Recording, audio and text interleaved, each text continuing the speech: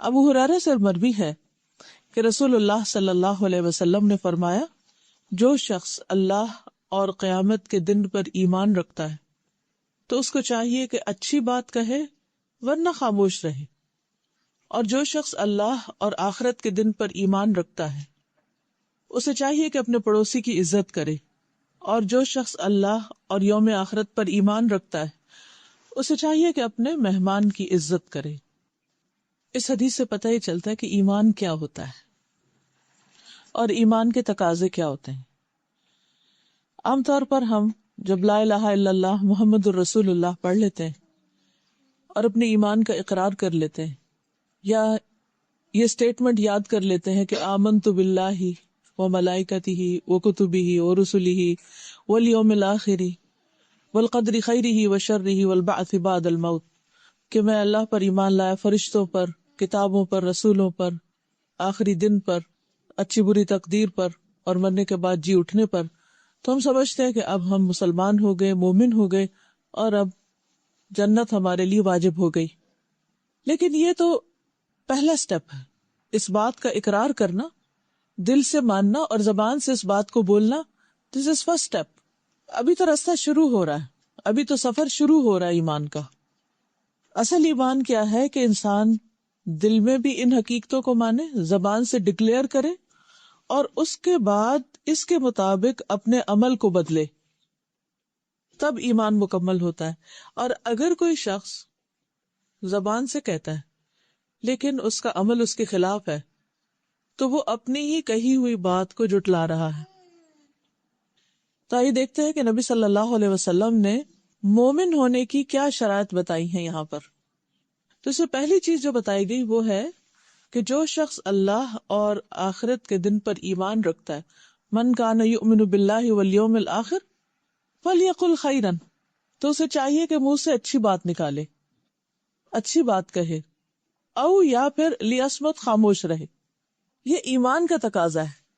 ہمارا ایمان ہمیں اس بات کا سبق دیتا ہے کہ ہم اپنی زبان کے اعمال کو سنوار لیں، اور اسی طرح جو ایمان رکھتا اسے چاہیے کہ وہ اپنے ہمسائے کی عزت کرے، اس کا خیال رکھے، اور جس کا ایمان ہے اسے چاہیے کہ وہ اپنے مہمان کی عزت کرے۔ جو شخص اس طرح کا ایمان رکھتا ہو اس کا ایمان اللہ تعالیٰ کو بھی پسند ہے، اللہ تعالیٰ کے ہاں بھی قبول ہے، اور اس کے بندوں کے لیے بھی خیر و برکت اور سلامتی کا باعث ہے۔ لیکن اگر کوئی شخص زبان سے یہ کہتا ہے کہ میں مانتا ہوں لیکن ان اصولوں پر عمل نہیں کرتا، ان چیزوں کو اپنی زندگی میں نہیں رکھتا، تو وہ ایک طرح سے اپنے ایمان کا خود مذاق اڑا رہا ہے، کیونکہ وہ جو کہتا ہے وہ کر نہیں رہا۔ جہاں تک اس بات کا تعلق ہے کہ زبان سے اچھی بات نکالے، فَلْيَقُلْ خَيْرًا، خیر کی بات کرے یا پھر چپ رہے۔ تو خیر کا کیا مطلب ہے؟ بھلی بات کا مطلب کیا ہے؟ تو خیر کی دو قسمیں ہوتی ہیں۔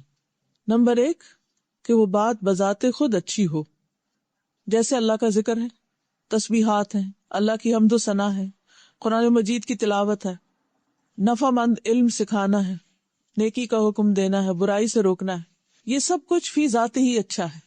کہ مثلا اگر کوئی سبحان اللہ، الحمدللہ، اللہ اکبر پڑھ رہا ہے یا قرآن کی کوئی سورت تلاوت کر رہا ہے تو کوئی بھی شخص یہ نہیں کہہ سکتا کہ یہ کوئی غلط بات کر رہا ہے، ہر ایک کہے کہ بہت اچھی بات ہے۔ لیکن بعض باتیں قرآن کی آیات نہیں ہوتی، ذکر کے الفاظ نہیں ہوتے، وہ کوئی دنیا کی بات ہوتی، کوئی فائدہ مند بات ہوتی، اور اس کے پیچھے کہنے کا مقصد یا جو نیت ہے وہ بھی اچھی ہوتی، تو وہ بات بھی اچھی ہوتی۔ یعنی نمبر ایک کیا ہے کہ جو قرآن اور حدیث کے الفاظ ہیں، یہ ذکر اذکار ہیں، یہ اچھی بات ہے۔ اور نمبر دو، جس کے پیچھے مقصد اچھا ہے۔ بعض اوقات جب انسان اچھے نیت اور اچھے مقصد کے ساتھ کسی کو کوئی مشورہ دیتا ہے، کسی کا غم دور کرتا ہے، کسی کا خیال رکھتا ہے، کسی کی وحشت دور کرتا ہے، کسی کے لیے کوئی آسانی پیدا کرتا ہے یا اس کے دل میں کوئی خوشی پیدا کرتا ہے۔ بعض اوقات آپ دیکھیں کہ ہلکے پھلکے جوکس جو ہوتے ہیں وہ کس لیے ہوتے ہیں؟ کہ دوسرا شخص خوش ہو جائے، اس میں کوئی جھوٹ نہیں ہوتا، کوئی غلط بیانی نہیں ہوتی، لیکن نہ تو وہ قرآن کی آیت ہوتی ہے نہ وہ کوئی حدیث ہوتی ہے، مگر وہ بات اچھی ہوتی ہے کیونکہ اس کے کہنے کے پیچھے نیت اچھی ہے۔ اور نیت کیا ہے کہ دوسرے کو خوش کر دیا جائے، تو یہ بات بھی اچھی ہے.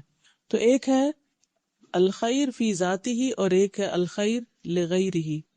رسول اللہ صلی اللہ علیہ وسلم نے فرمایا کسی کو نیکی کرتے وقت معمولی نہیں سمجھنا چاہیے، خواہ اپنے مسلمان بھائی کو کھلے دل سے ملنا، کھلی پیشانی کے ساتھ ملنا، کشادہ چہرے کے ساتھ یعنی اسمائل کرتے ہوئے، اور خواہ کسی تنہا انسان کی گھبراہٹ اس کے ساتھ رہ کر دور کرنا، تو یہ بھی خیر کی بات ہے.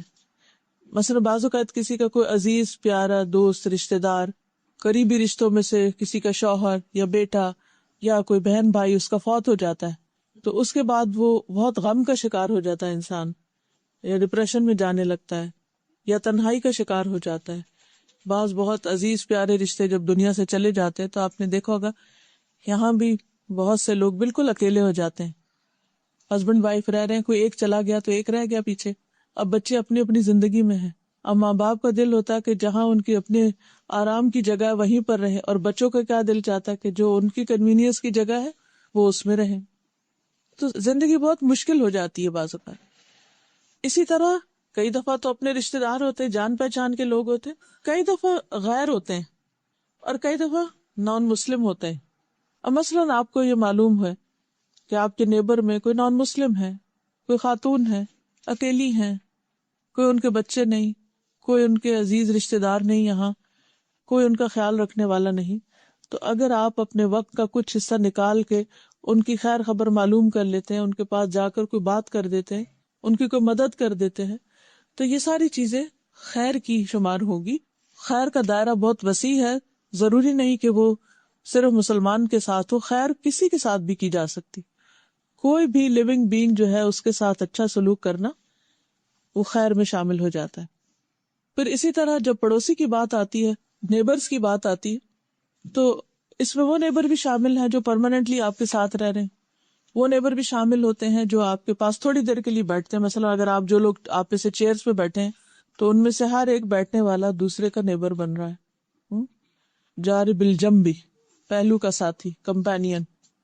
آپ مثلا بس میں ٹریول کر رہے ہیں، گاڑی میں جا رہے ہیں، کہیں جا رہے ہیں، کوئی شخص جو آپ کے ساتھ بیٹھا ہے وہ سب اسی میں آ جاتے ہیں، وہ آپ کے نیبرز بن جاتے ہیں تھوڑی دیر کے لیے، اور کچھ لوگ زیادہ دیر کے لیے. تو یہاں پر کیا کہا جا رہا ہے کہ اس کی عزت کرو، اس کا احترام کرو. یعنی جب کبھی بات چیت کرنی پڑے، کوئی معاملہ کرنا پڑے، تو اس میں روڈنس نہ ہو، اس میں احترام کا معاملہ ہو، اچھا معاملہ ہو، خیر کا معاملہ ہو. اب ہوتا یہ کہ بہت دفعہ انسان کو جب انسانوں کے ساتھ واسطہ پڑتا ہے تو ضروری نہیں ہوتا کہ ہر چیز میں 100% دو لوگ اتفاق کریں، کیونکہ اللہ تعالیٰ نے ہر ایک کی عقل سمجھ مختلف رکھی ہے، اس لیے ہر ایک کا انداز سوچنے کا، کام کرنے کا مختلف ہوتا ہے. تو بہت دفعہ ایسا بھی ہوتا ہے کہ جب کوئی شخص ہماری سوچ سے مختلف کا ہوتا ہے یا اختلاف رائے ہوتا ہے بعض اوقات، تو اس میں ہم دوسرے کے نقطہ نظر کو سمجھتے نہیں یا پھر اس کو پازیٹیولی نہیں لیتے، جس کے نتیجے میں اختلاف بڑھتا ہے. جب اختلاف بڑھتا ہے تو بعض اوقات احترام کی حدیں پامال ہو جاتی. تو ہر مسلمان پر لازم ہے کہ وہ دوسرے مسلمان کا احترام کرے، اس کے ساتھ ڈیسنٹ رویہ اختیار کرے، غصے کا شکار نہ ہو، کیونکہ غصہ شیطان کی طرف سے ہوتا ہے اور شیطان انسان کا دشمن ہے. اور شیطان کیا چاہتا ہے کہ لوگوں کے تعلقات آپس میں خراب رہے. اسی لیے اللہ سبحانہ وتعالیٰ قرآن مجید میں ہمیں کیا حکم دیتے ہیں؟ قُلْ لِعِبَادِي يَقُولُ الَّتِي هِيَ أَحْسَنُ إِنَّ الشَّيْطَانَ يَنزَغُ بَيْنَكُمْ. قُلْ کہہ دیجئے، لِعِبَادِی میرے بندوں کو، یقولو وہ کہیں، الَّتِی ہِیَ أَحْسَنُ وہ بات جو اچھی ہو، یعنی جب بات کریں تو اچھی بات کریں. کیوں؟ اس لیے کہ ان الشیطان ینزغ بینکم، شیطان تمہارے درمیان پھوٹ ڈلواتا ہے. اور اس پھوٹ کا آغاز کہاں سے ہوتا ہے؟ ایک دوسرے کو رسپیکٹ نہ دینے سے، ایک دوسرے کے ساتھ اچھی طرح بات نہ کرنے سے. تو اس لیے یہ معمولی بات نہیں، یہ ایمان کا تقاضا ہے. اگر ہم اچھی طرح بات نہیں کریں گے، احترام نہیں دیں گے، تو اس سے ایمان میں خلل واقع ہو جائے گا، جڑیں ہل جائیں، بنیادیں ہل جائیں گی. اب آپ دیکھیے کہ ایک شخص اللہ کے سامنے جا کر کھڑا ہوتا ہے اور ایک ناقص ایمان کے ساتھ، تو اس کی کیا ویلیو ہوگی، کیا قدر و قیمت ہوگی. پھر اسی طرح جب پڑوسی کا احترام ہے تو صرف بات کے ساتھ احترام نہیں، بلکہ اس کی ضروریات کا خیال رکھنا اور اس کے ساتھ اچھا سلوک کرنا موقع کی مناسبت سے. اور پھر فَلْيُكْرِمْ ضَيْفَهُ، مہمان کی عزت کرنا.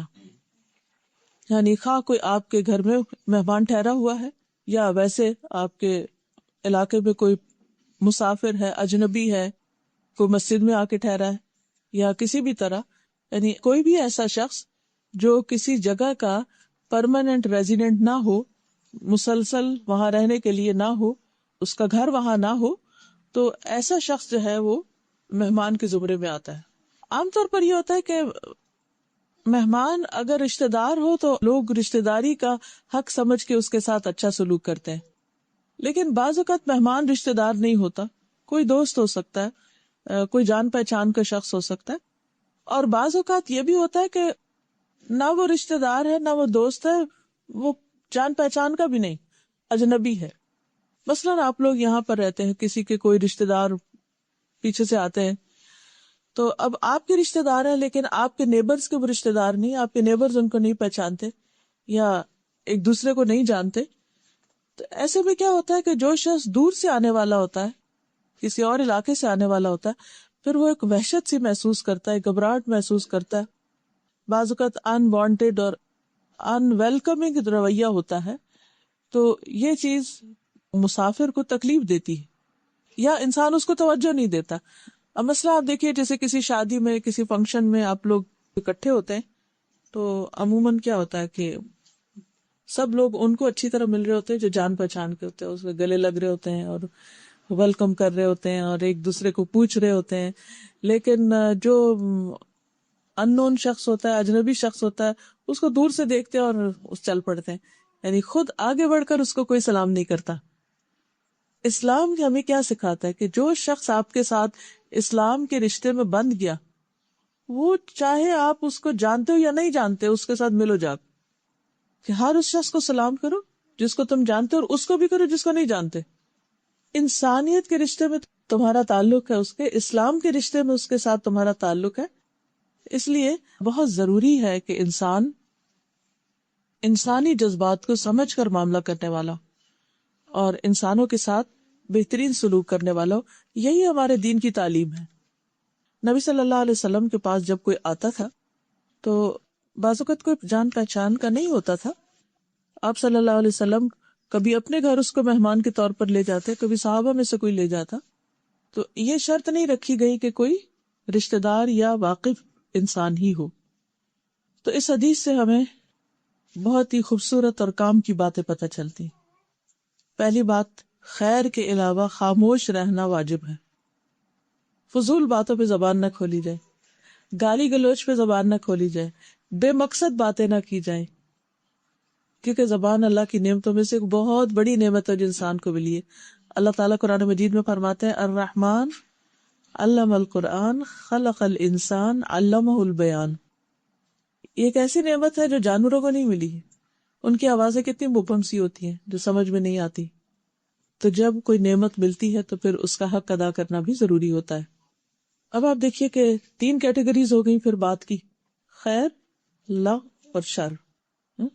یعنی اچھی بات، بیچ پہ نیوٹرل بات، نہ اچھی ہے نہ بری ہے لیکن اس کا فائدہ کچھ نہیں. اور تیسری جو ہے شر ہے. تو ہمیں کیا کہا گیا؟ یہ نہیں کہا گیا کہ آپ اگر خیر نہیں تو لغو، ادھر ادھر کی باتیں کرے جاؤ کچھ نہ کچھ بولتے رہو. یہ نہیں کہا گیا، بلکہ جو کامیاب ہونے والے لوگ ہیں، جنت کے وارث، ان کی صفات جو سورۃ المؤمنون میں بتائی گئی ہیں وہ کیا؟ قد افلح المؤمنون الذین هم فی صلاتهم خاشعون والذین هم عن اللغو معرضون. کہ جو کامیاب ہونے والے مومن ہیں وہ فضول باتوں سے پرہیز کرتے ہیں، لغو سے یعنی بیکار. لغو وہ چیز ہوتی ہے جس کا نہ دنیا میں فائدہ نہ آخرت میں فائدہ، بیکار قسم کی باتیں. اور تیسری چیز جو ہے وہ شر ہے، اور شر میں بہت کچھ آ جاتا ہے. یعنی خیر کے علاوہ جو کچھ ہے وہ پھر شر ہی ہے. اب خیر کی بات تو مطلوب ہے، اگر کسی کو خیر کی بات کوئی آتی ہے تو اسے کرتے رہنا چاہیے، لیکن اس کا بھی ایک موقع محل ہوتا ہے، ہر وقت ہی نہیں کرنی چاہیے. اپنے طور پر اب ذکر اللہ کا کرتا رہے تو ٹھیک، ورنہ لوگوں کو بہت زیادہ آیات اور احادیث ہر وقت سنا کے ان کو بیزار نہیں کرنا چاہیے، خاص طور پر جب وہ سننے کے موڈ میں نہ ہو، کیونکہ اس سے قرآن پاک کی بے ادبی ہوتی، کہ کوئی اس کو لینا نہیں چاہتا، کوئی اس کو سننا نہیں چاہتا، اور آپ بے وجہ اور بے وقت سنائے چلے جا رہے ہیں۔ پھر اس میں آپ دیکھیے کہ اگر آپ اپنی بات کو ویلیو کریں کہ آپ کی بات کس کیٹیگری میں ہے، مثلاً کیا وہ سونے جیسی بات ہے، یا چاندی جیسی ہے، یا پیتل جیسی ہے، یا ایسے مٹی جیسی ہے، کون سی ہے، کس قسم کی ہے۔ تو مثال کے طور پر جب آپ کی بات سونے جیسی ہو تو ضرور کریں، چاندی جیسی بھی ٹھیک ہے، لیکن بالکل مٹی جیسی بات جو دوسروں کے لیے تکلیف ہی کا باعث ہو وہ نہیں۔ پھر اسی طرح اگر بولنے کی قیمت سونا ہو اور خاموش رہنے کی چاندی ہو تو پھر بولنا چاہیے، لیکن اگر خاموش رہنے کی قیمت سونا ہو اور بولنا چاندی ہو تب بھی خاموش رہنا بہتر ہے، کیونکہ سونے کو پریفر کرتا ہے انسان چاندی کے اوپر۔ اور ویسے بھی یہ ہے کہ انسان کی جو بات ہے وہ بات کر کے گوانے والی بات نہ ہو، تو انسان ہمیشہ یہ سوچے کہ جو کچھ میں کہنے والا ہوں اس کا آگے فائدہ کتنا ہونے والا ہے، یہ کہاں جا کے بیٹھے گی، اس کا نتیجہ کیا ہوگا۔ تو عقل مند وہ ہے جو سوچ سمجھ کے بولے، ضرورت کا بولے، بے وقت نہ بولے، بے فائدہ نہ بولے، اور شر کی قسم کی تو کوئی بات نہ بولے۔ اب آپ دیکھیے کہ شر بھی دو طرح کا ہے، ایک وہ شر ہے جو فی ذاتی ہی شر ہے، جیسے جھوٹ ہے، غیبت ہے، گالی گلوچ ہے، کوئی ڈاؤٹ ہی نہیں اس میں کہ شر ہے۔ لیکن کچھ اچھی باتیں جن کا مقصد پیچھے غلط ہے، یعنی بظاہر دیکھنے میں اسٹیٹمنٹ میں نہ جھوٹ ہے نہ غیبت ہے نہ کچھ، لیکن جو کہنے والا ہے وہ کیا اس مقصد سے رہا ہے کہ وہ کسی کو ذلیل کرے، کسی کو تانا دے، کہنے کو سینٹینس بالکل اسٹریٹ فارورڈ سینٹینس، لیکن وہ کسی کو اس طرح سنا رہا ہے کہ اس کو اذیت دے۔ عام بندے کو نہیں پتا، لیکن جس کو سنا رہا ہے اس کو خوب پتا ہے کہ کس کو سنا رہا ہے، اور اس نیت سے سنا رہا ہے کہ اس کو ٹارچر کرے۔ اگر یہ نیت نہیں تو پھر اللہ کے ہاں وہ شر نہیں لکھا جائے گا، لیکن اگر نیت ہے کہ دوسرے کو ذلیل کرے تو یہ اس سے بدترین نیت اور اس سے بدترین بات کوئی نہیں ہو سکتی، اس سے بچنا چاہیے۔ پھر اسی طرح یہ ہے کہ بعض اوقات انسان کہنے کو ایک بات کہہ رہا ہوتا ہے جس کے کہنے میں کوئی حرج نہیں ہوتا، اور بظاہر دیکھنے میں دوسرے کو بڑا خوش بھی کر رہی ہوتی ہے، لیکن وہ ایگزیجریشن پر مبنی ہوتی ہے، حقیقت نہیں ہوتی، صحیح بات نہیں ہوتی، یعنی پوری نپی تلی بات نہیں ہوتی۔ اب وقتی طور پر آپ کسی کو بہت تعریف کر کے، بہت اس کی خوبی بیان کر کے خوش بھی کر دے، لیکن یو ڈونٹ مین اٹ، صرف اوپر اوپر سے باتیں کر رہے ہیں، تو وہ بھی اچھی بات نہیں۔ تو ہر شخص پھر کہاں سے پوچھے؟ اپنے آپ سے پوچھے، کیا میں غلط بیانی تو نہیں کر رہا؟ کیا میں کسی کی اذیت کا سبب تو نہیں؟ کیا میں کسی کی سمع خراشی تو نہیں کر رہا کہ خواہ مخواہ کی باتیں کر کے دوسرے کو تنگ کر رہا ہوں؟ اور پھر یہ بھی ہے کہ کس جگہ پر کر رہے ہیں۔ مثلاً آپ تلاوت ہی کر رہے ہیں لیکن کسی سوئے ہوئے شخص کے پاس کر رہے ہیں، تو پھر کیا خیال ہے تلاوت لیکن سونے والے کی نیند ڈسٹرب کر رہے ہیں، سونے والے کو آپ ڈسٹرب کر رہے ہیں۔ تو اب آپ دیکھیے کہ جب آپ سونے والے کو ڈسٹرب کریں گے تو چاہے آپ تلاوت ہی کر رہے ہو، وہ آپ کا کیا بن جائے گا؟ پھر ٹھیک نہیں رہے گی بات۔ تو اس سے بھی بچنا چاہیے۔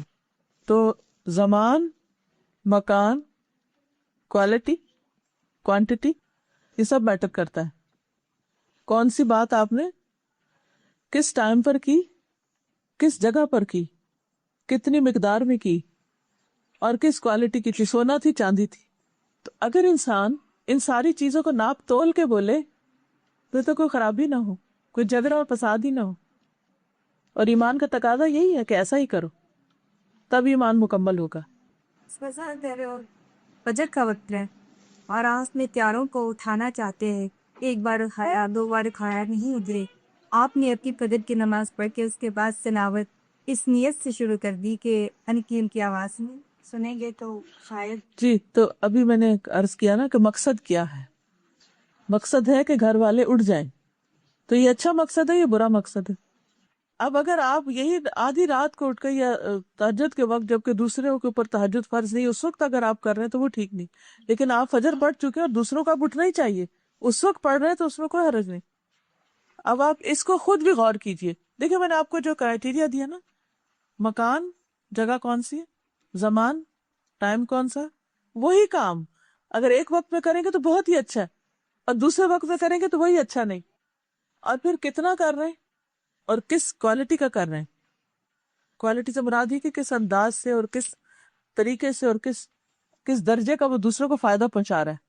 کیونکہ کچھ چیزیں ایسی ہوتی ہیں کہ جو آپ کرتے ہیں آپ کے نزدیک وہ سونے کے بھاؤ ہیں، لیکن وہ دوسرے کے نزدیک اس کی کوئی ویلیو نہیں، وہ اس کو مٹی کے بھاؤ بھی نہیں لیتا. تو پھر آپ کو کیا کرنا چاہیے؟ مثلا قرآن کی ایک آیت سونے سے بھی مہنگی ہے.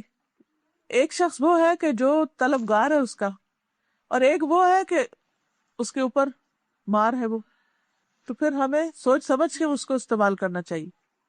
رسول اللہ صلی اللہ علیہ وسلم نے فرمایا ہر آدمی کی انتہائی بابرکت اور انتہائی منحوس چیز اس کی زبان ہے. اسی زبان سے برکتیں آتی ہیں اور اسی زبان سے نحوستیں آتی ہیں. اسود کہتے ہیں کہ میں نے رسول اللہ صلی اللہ علیہ وسلم سے عرض کیا، یا رسول اللہ صلی اللہ علیہ وسلم مجھے کوئی وصیت فرمائیے. آپ نے فرمایا اپنے ہاتھ کو قابو میں رکھو، یعنی ہاتھ سے کسی کو تکلیف نہیں دو. میں نے کہا کہ اگر میرا ہاتھ قابو میں نہ رہے تو پھر کیا کروں؟ اگر میرا ہاتھ قابو میں نہ رہے تو پھر کیا چیز قابو میں رہ سکتی؟ آپ نے فرمایا زبان کو قابو میں رکھو، اس کا دروازہ بند کر دو. میں نے کہا اگر زبان قابو میں نہ رہے تو فرمایا پھر تم اپنے ہاتھ کو اچھے کام کے لیے بڑھاؤ اور اپنی زبان سے اچھی بات کرو. فَلْيَقُلْ خَيْرًا، چاہیے کہ اچھی بات کرے ورنہ چپ رہے. اب یہ جو باتیں تین طرح کی ہوتی ہیں، ایک خیر ہوتی ہے، ایک شر ہوتی ہے، اور ایک بیچ کی لغو ہوتی ہے. نہ وہ خیر ہوتی ہے نہ وہ شر ہوتی ہے، اس میں کوئی فائدہ نقصان کچھ بھی نہیں ہوتا، لیکن وہ بھی بیکار ہے. تو ہمیں اچھی بات کرنی چاہیے، اور اچھی بات جو ہے وہ یا فی ذاتی ہی اچھی ہوتی ہے یا لغیری ہی اچھی ہوتی. خیر لغیری ذات میں کیا ہے، جیسے قرآن اور ذکر اذکار وغیرہ، اور لغیری ہی کا مطلب ہے جس بات کے وہ بظاہر قرآن اور سنت کا لفظ یا آیت یا حدیث تو نہیں، لیکن کوئی اچھی بات ہے، لیکن اچھی نیت سے کہی گئی. اب کوئی بھی بات اگر اچھی نیت سے نہیں کہی گئی تو وہ اچھی نہیں ہوتی. ہاں اگر اچھی نیت کے ساتھ آپ نے اچھی بات کہی ہے جس میں کسی کو کوئی فائدہ پہنچ رہا ہے تو وہ بات آپ کے لیے صدقہ شمار ہوگی. حدیث میں آتا ہے الکلمۃ الطیبۃ صدقہ، اچھی بات کرنا بھی صدقہ. رسول اللہ صلی اللہ علیہ وسلم نے فرمایا جہنم سے بچو خواہ آدھی کھجور صدقے میں دے کر. اور اگر کسی کو یہ بھی میسر نہ ہو، آدھی کھجور نہیں ہے اس کے پاس، تو بھلی بات کر کے، اچھی بات کر کے بھی جہنم سے بچا جا سکتا ہے، کیونکہ وہ صدقہ ہے. کچھ لوگوں کے پاس مال ہوتا ہے، کچھ لوگوں کے پاس علم ہوتا ہے، کسی کے پاس حکمت ہوتی ہے، کوئی اچھا مشورہ ہوتا ہے. تو جب آپ صحیح وقت میں صحیح جگہ پر صحیح بات کرتے ہیں اور اس سے دوسرے کو فائدہ پہنچ جاتا ہے، کسی کا غم دور ہو جاتا ہے، کسی کی پریشانی دور ہو جاتی ہے، کسی کو کوئی راہ مل جاتی ہے، تو اس سے اس شخص کو جو فائدہ پہنچے گا وہ سارا آپ کے حصے میں ثواب لکھ لیا جائے گا، کیونکہ آپ اس کا ذریعہ بنے، آپ اس کا سبب بنے. پھر اسی طرح اچھی بات انسان جب زبان سے نکالتا ہے اور انسان کو بعض اوقات پتہ ہی نہیں ہوتا کہ وہ کتنی ویلیوبل بات ہے، اور اس کا دھیان بھی اس طرف نہیں جاتا، تو اللہ سبحانہ تعالیٰ اس کی وجہ سے اس کے بے پناہ درجات بڑھا دیتا ہے. اسی طرح بعض اوقات انسان کو ایسی بات زبان سے نکالتا ہے، اس کو خیال بھی نہیں ہوتا کہ یہ کوئی بہت بری بات ہے، لیکن اس کی وجہ سے انسان جہنم کی گہرائیوں میں چلا جاتا ہے. تو ہمیشہ انسان سوچ سمجھ کے بات کرے. رسول اللہ صلی اللہ علیہ وسلم نے فرمایا کوئی شخص اللہ کو راضی کرنے والی ایک بات کرتا ہے جو اللہ تعالیٰ کو خوش کر دیتی، وہ نہیں سمجھتا کہ اس کا اثر وہاں تک ہوگا جہاں تک ہو جاتا ہے حقیقت، کہاں کہاں تک وہ بات فائدہ دے جاتی.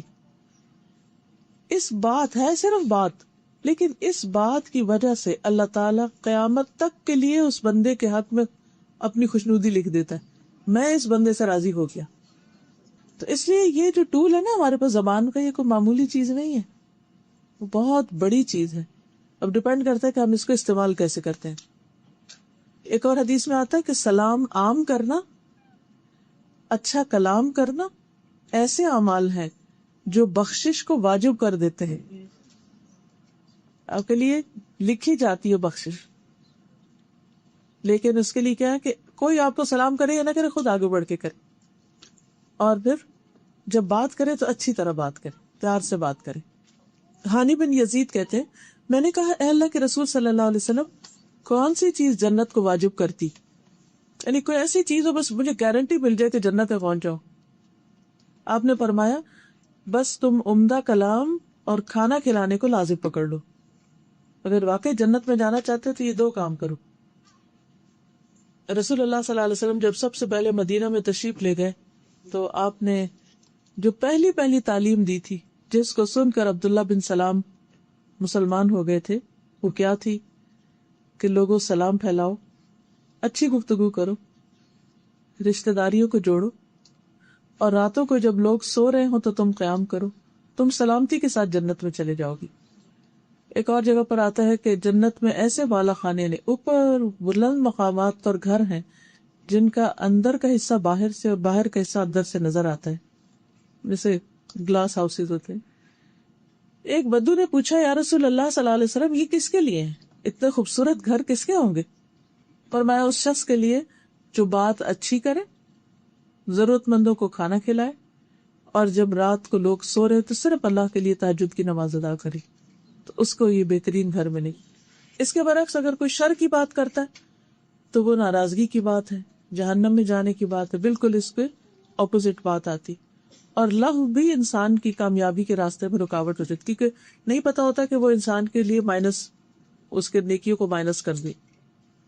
اور اگر انسان کو نہیں سمجھ آ رہی کہ کیا بات کرنی تو ضروری نہیں ہوتا بولنا. بعض اوقات ہم سمجھتے ہیں کہ ہم اپنا مشورہ ہر صورت دیں، چاہے کوئی مانگے یا نہ مانگے، کوئی پوچھے یا نہ کچھ. تو ایسی صورت میں جو اگر آپ کو خود سمجھ نہیں آ رہی کہ آپ کی بات کس طرف کو جا رہی ہے تو بہتر ہے خاموشی اختیار کی جائے، کیونکہ حدیث میں آتا ہے کہ من صمت نجا، جس نے خاموشی اختیار کی وہ نجات پا گیا. دنیا میں بھی اس کو کوئی نہیں پکڑ سکتا کیونکہ اس نے بات کہی نہیں.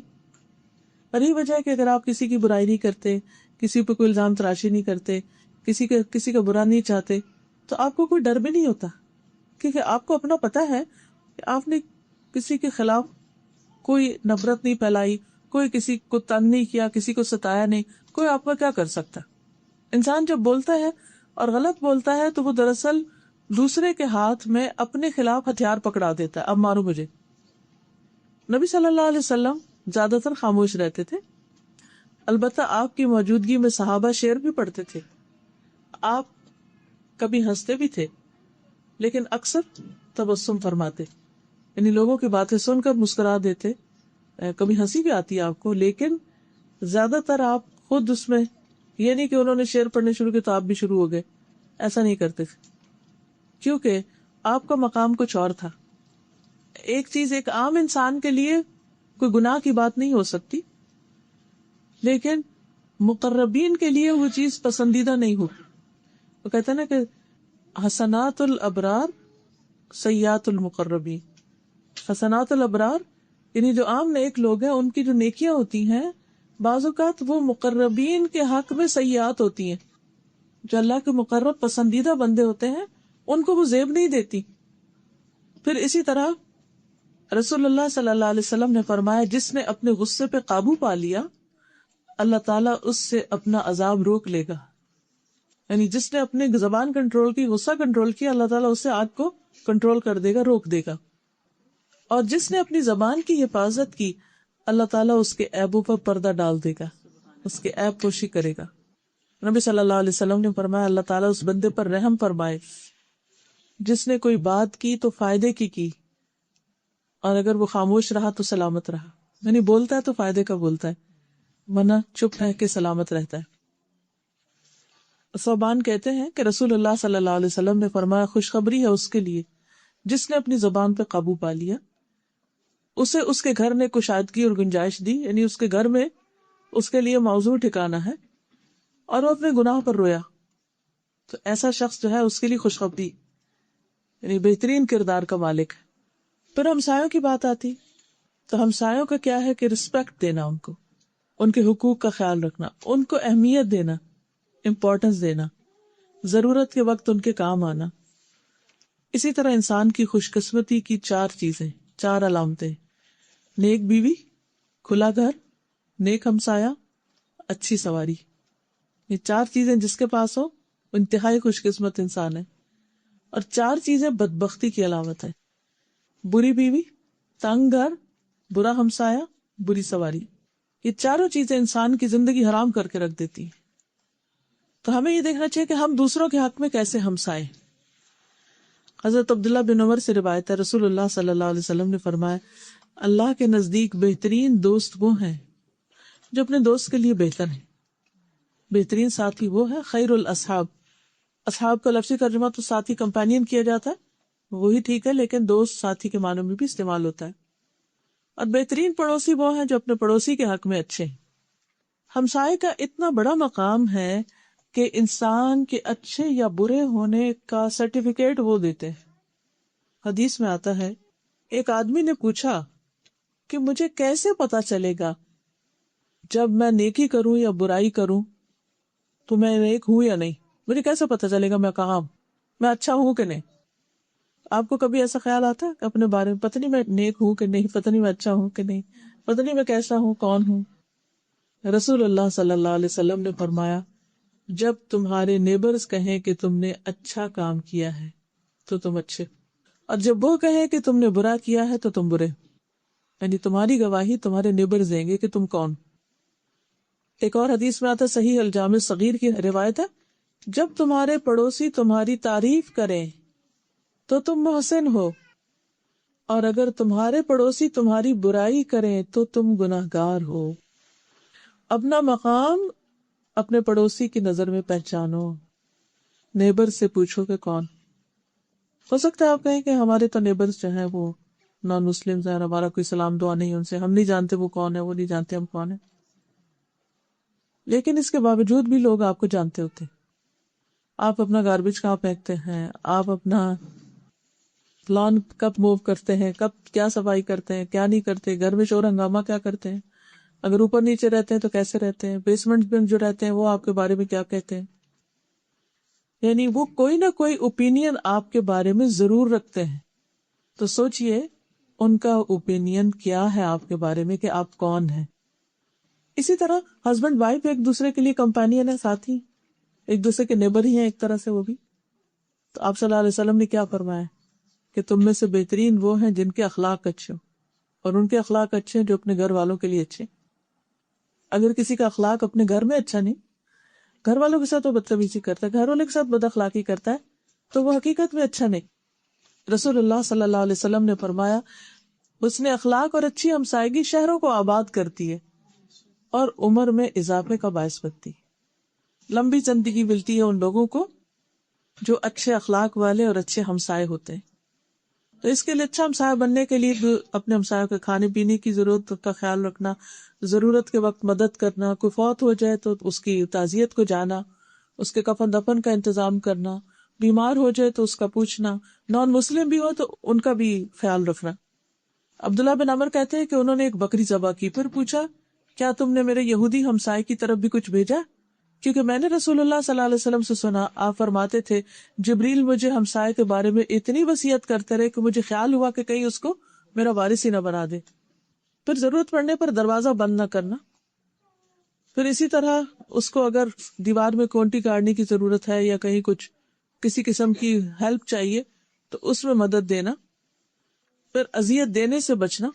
نبی صلی اللہ علیہ وسلم نے 3 بار فرمایا، واللہ، اللہ کی قسم، لا یؤمن، واللہ لا یؤمن، واللہ لا یؤمن، اللہ کی قسم وہ مومن نہیں، وہ مومن نہیں، اس کا ایمان ہی نہیں.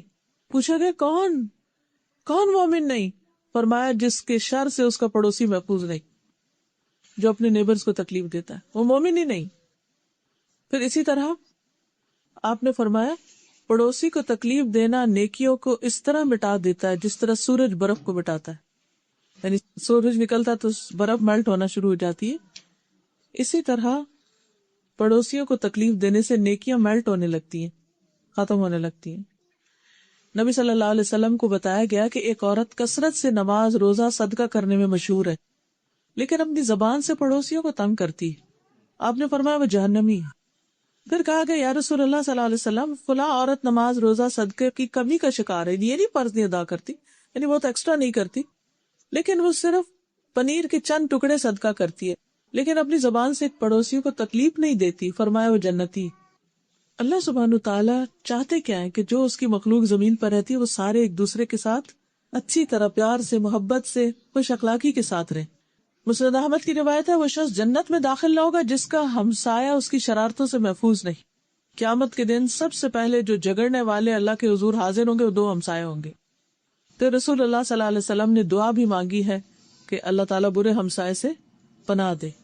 پھر مہمان نوازی آتی، بقدر استطاعت انسان اپنے مہمان کا خیال رکھے۔ حضرت ابراہیم علیہ السلام کا واقعہ قرآن مجید میں آتے کہ کس طرح انہوں نے اپنے مہمانوں کا خیال رکھا۔ پھر یہ ہے کہ جب حضرت ابراہیم کے پاس مہمان آئے تو وہ فوراً گئے اور جا کے بھنا ہوا بچڑا لے کر آئے۔ جب انہوں نے کھایا نہیں مہمانوں نے تو تب انہیں پریشانی لاحق ہوئی۔ پھر اسی طرح اگر کوئی نان مسلم بھی مہمان ہو تو اس کی بھی عزت کرنی چاہیے۔ نبی صلی اللہ علیہ وسلم نے فرمایا اس شخص میں کوئی خیر نہیں جو مہمان نواز نہیں۔ پھر اسی طرح 1 دن رات خوب خاطر مدارت کا حکم ہے اور 3 دن تک مہمانی ہوتی ہے، اس کے بعد وہ گھر کے فرد کی طرح ہوتا ہے۔ پھر 3 دن سے زیادہ میزبان کو تکلیف میں ڈالنا بھی جائز نہیں، الا یہ کہ کوئی بہت مجبوری ہو تو کسی کے گھر میں انسان ٹھہرے ورنہ نہ ٹھہرے۔ پھر اسی طرح یہ ہے کہ ایک کا مہمان سب کا مہمان ہوتا ہے، یعنی اگر کوئی کسی ایک گھر میں مہمان آیا تو وہ سارے نیبرز کے لیے، سب کے لیے مہمان ہوگا۔ تکلف کی ممانعت کی گئی کیونکہ رسول اللہ صلی اللہ علیہ وسلم نے فرمایا نہینا عن التکلف، ہمیں تکلف سے روکا گیا ہے کیونکہ اس طرح دوسرے کا رہنا بھی مشکل ہو جاتا ہے اور دوسرا انکمفرٹیبل ہو جاتا ہے۔ اصل اچھی مہمانی وہی ہے کہ جس کے ساتھ دوسرا تکلیف میں نہ پڑے، کمفرٹیبل رہے۔ تو یہ چند باتیں مہمانی کے بارے میں ہیں اور ایمان کا تقاضا ہے۔ تو ہمارا اسلام اور ایمان اور دین اور اخلاق یہ سب ہمارے ایکشن سے پتہ چل گا۔ اور کبھی ونس اپان اے ٹائم کوئی کسی کو ملتا ہے تو اتنی بات نہیں ہوتی، لیکن جو روز ملے، ساتھ رہے، ان کا ایک دوسرے پر حق زیادہ ہو جاتا ہے۔ تو اللہ تعالیٰ سے دعا ہے کہ وہ ہمیں عمل کی توفیق عطا۔ سبحان اللہ والحمد للہ ولا الہ الا اللہ واللہ اکبر ولا حول ولا قوة الا باللہ العلی العظیم۔ اللہم صلی علی محمد وعلی آل محمد کما صلیت علی ابراہیم وعلی آل ابراہیم انک حمید مجید۔ اللہم بارک علی محمد وعلی آل محمد کما بارکت علی ابراہیم وعلی آل ابراہیم انک حمید مجید۔ ربنا آتنا فی الدنیا حسنۃ وفی الآخرۃ حسنۃ وقنا عذاب النار۔ ربنا لا تزغ قلوبنا بعد اذ ہدیتنا وہب لنا من لدنک رحمۃ انک انت الوہاب۔ ربنا ہب لنا من ازواجنا وذریاتنا قرۃ اعین وجعلنا للمتقین اماما۔ یا اللہ پاک جو کچھ ہم نے پڑھا ہے، سنا ہے، سیکھا ہے، سکھایا ہے، ہمیں اس پر عمل کی توفیق عطا فرما۔ اللہ ہمیں جہنم کی آگ سے بچا لے، جنت الفردوس میں جگہ عطا فرما۔ یا رب العالمین تو ہمارے اخلاق کو بہترین کر دے، ہمارے معاملات کو بہترین کر دے، ہمیں اپنی زبان کو کنٹرول کرنے کا طریقہ سکھا دے۔ یا اللہ تو ہمیں، ہماری اولادوں کو، ہمارے شوہروں کو، ہمارے بچوں کو، سب کو نیک ہدایت عطا فرما۔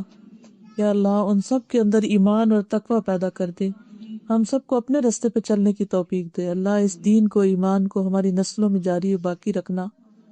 یا اللہ تو ہم سب کا خاتمہ اور انجام بخیر کرنا۔ اللہ تو ہم سب سے راضی ہو جا۔ رب